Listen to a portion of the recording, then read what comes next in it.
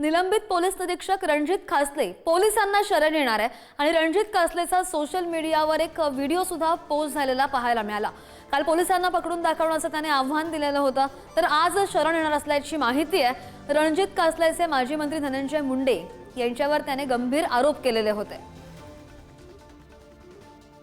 2 गाड्या चेंज करतो, इथून पुढे 2 कार्ड, 2 मोबाईल, 2 IMEI सगळे चेंज करणार, 2 स्टेट बदलणार इथून पुढे।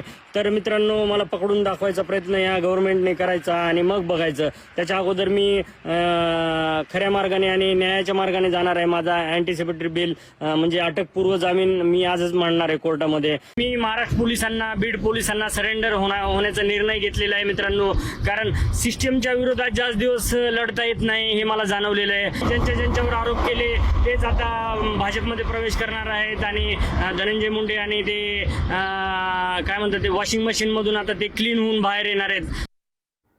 आणि निलंबित पोलीस निरीक्षक रणजित कासले प्रकरणावर करुणा मुंडेंनी प्रतिक्रिया दिल्याचं दिसलं।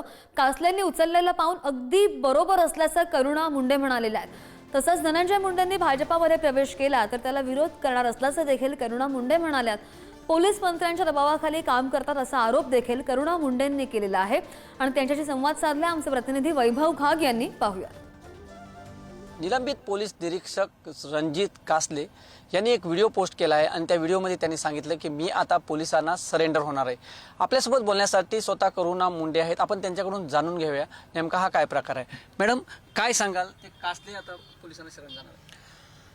जसं की मला माहीत पडलं की त्या पोलिसांची शरणमध्ये जाणार आहे। खूप चांगला निर्णय घेतलेला आहे त्यांनी, क्योंकि जे आपला जे शासन प्रशासन आहे त्यांना त्याचा साथ देणे गरजेचं आहे आणि साथ देऊन जे आज त्यांच्याकडे पुरावे आहे, जसे ते मोठा गोप्यस्फोट करताय की वाल्मिक कराडचे काय म्हणतात त्याला इन्काउंटर्सच्या त्यांनी सांगितलेलं आहे। नंतर फिर त्यांनी माझी गाडी अडवली होती पोलीस लोकांनी, त्याच्याबद्दल त्यांनी खुलासा केलेला आहे। हे सगळी गोष्टी त्यांच्याकडे पुरावे पण आहे।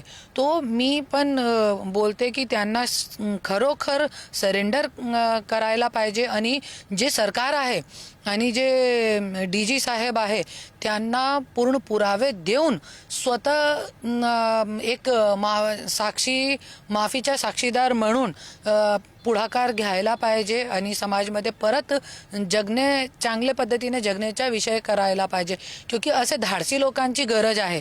ह्या होत्या करुणा मुंडे यांनी स्पष्ट सांगितलं जे कासले जे म्हणाले त्यांनी पुढे येऊन ती गोष्टीचा पाठपुरावा करणं गरजेचं आहे। आणि दुसरी गोष्ट त्यांनी असं सांगितलं की कासलेंनी ज्या व्हिडिओमध्ये असं सुद्धा सांगितलं होतं की धनंजय मुंडे हे आता BJPमध्ये प्रवेश करणार आहेत। जर धनंजय मुंडेंना BJPने घेतले तर मी त्याला खोलून विरोध करणार आहे असं करुणा मुंडे यांनी सांगितलं। व्हिडिओ जर्नलिस्ट समीरसह मी वैभव घाग, पुढारी न्यूज, मुंबई।